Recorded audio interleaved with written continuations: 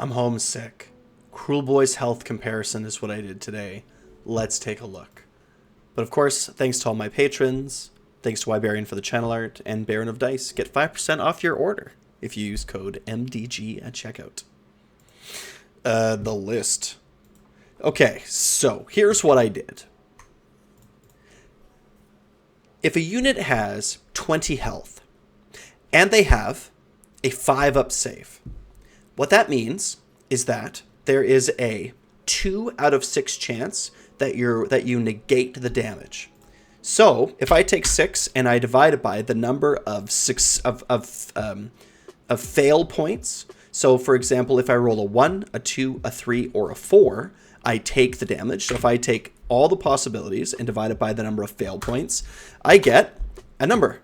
This number is multiplied to how much health the unit actually has to give me how much damage the unit has to take, like how many damage worth of wounds a unit has to take before it's dead.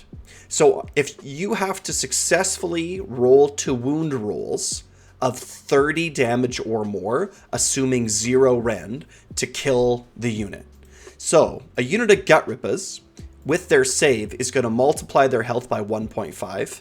They have no ward, so just for the math, it's being multiplied by 1, which makes no difference.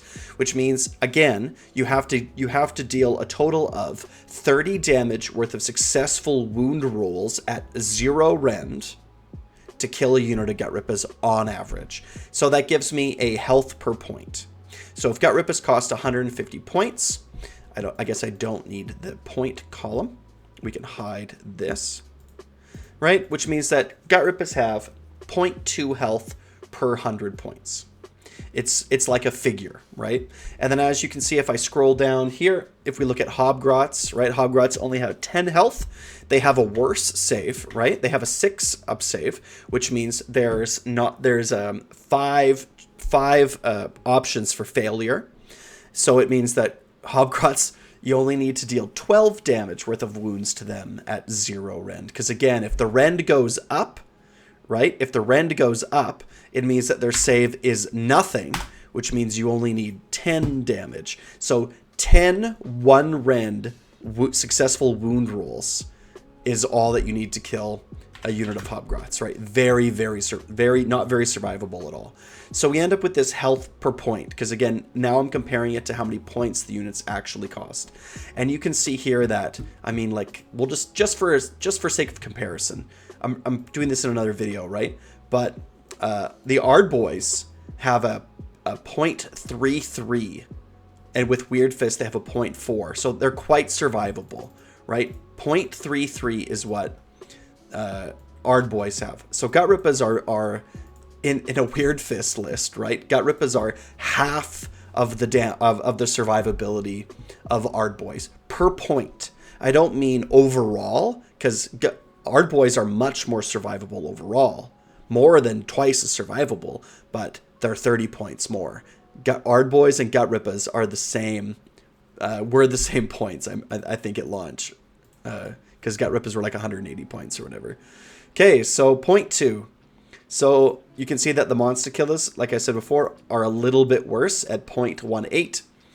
This doesn't take into account the Gut Rippers -1 to hit, so the -1 to hit is going to help it out a little bit, but I don't really know how to include that in this data, right? So the monster killers are going to be quite a bit less survivable.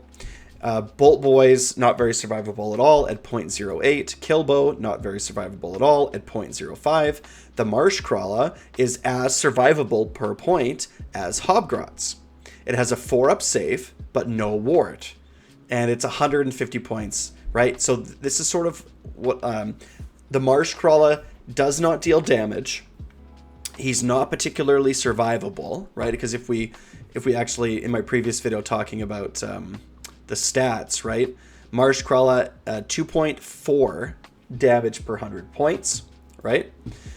All that he does is give an AoE run and charge, which is a very strong ability, but probably needs to come down in points a little bit more. Break-a-Boss, not very survivable at 0.11. So per his points, he's less survivable than Hobgrots. He does heal, which is nice, so that does add to his survivability, but he's not particularly survivable. Gobsprak, not very survivable, despite his 6-up ward, not very survivable, right? Vulture Boss, same thing, less than a Breaker Boss, more than Gobsprak, but not very survivable. The Gnash Tooth, is he our most survivable unit? The Monster Killers, the thing with Monster Killers is they're so cheap, right? Their survivability is 0.18. The Gnash Tooth is 0.17. He has fewer wounds than the Monster Killers by 4, but he has a 3-up save, right? He has a 3-up save versus a 5-up save. So you can see, right, like with a 3-up save, essentially what you're doing is you're negating 2/3 of 0 rend damage. So the dice are, you know, you're gonna have to deal 30 wounds worth of stuff to him to kill him with no rend. So, but yeah, Kragnos, not very survivable at all. Not at all. 0.05 is how survivable Kragnos is.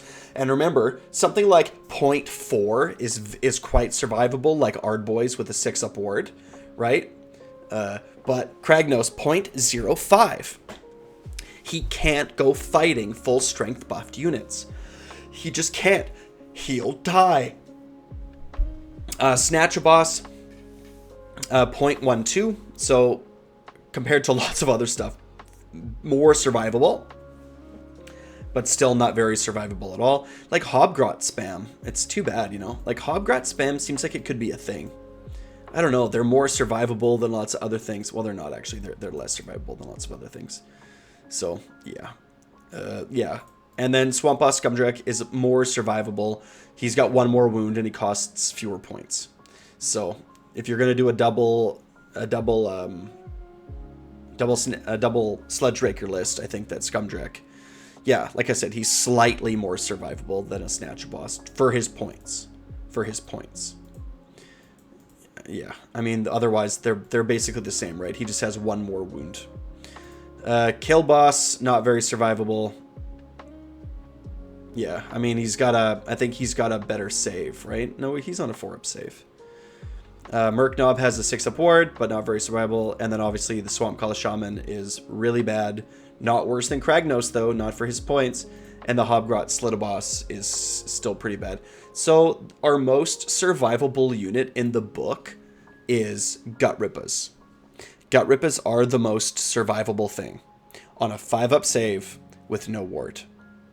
Okay, so if Gut Rippas are able to get like a 4-up save from, let's say that we're able to give them some form, then they're a little bit better, right? So like it's not very good. So if you can stack them, so if you can give Gut Rippas the +1 to save from the Swamp Collar Shaman, and you can give the Gut Rippas Mork's Cunning or All Out Defense, and your opponent has 1 rend, they're still not very survivable, right? Like 0.27 is not very survivable. It's not, you know, it's better obviously, but it's not super great. So there's very, very little inside of our army that can actually take a punch. There's very, very little. And again, for Gut Rippas to get all their buffs, you need a 2-up from a Swamp Collar Shaman, which is not very hard to do. I'm glad they changed that, made that more reliable. You need a spell, and like you're just never going to do that, because now with the new manifestations, you're going to want to be casting the manifestations and not Mork's Cunning. And then you also need a 3-up to give them -1 to hit. So they're just not super survivable, right? They're just not super survivable. They're more survivable. Like the Foot of Gork taking away charge rolls is significantly better, right? Like the way to, and I've always thought this was true, but the way that Gut Rippas should have been built as like a tar pit like tank is that they're not where you think they are. It's not that you can't connect.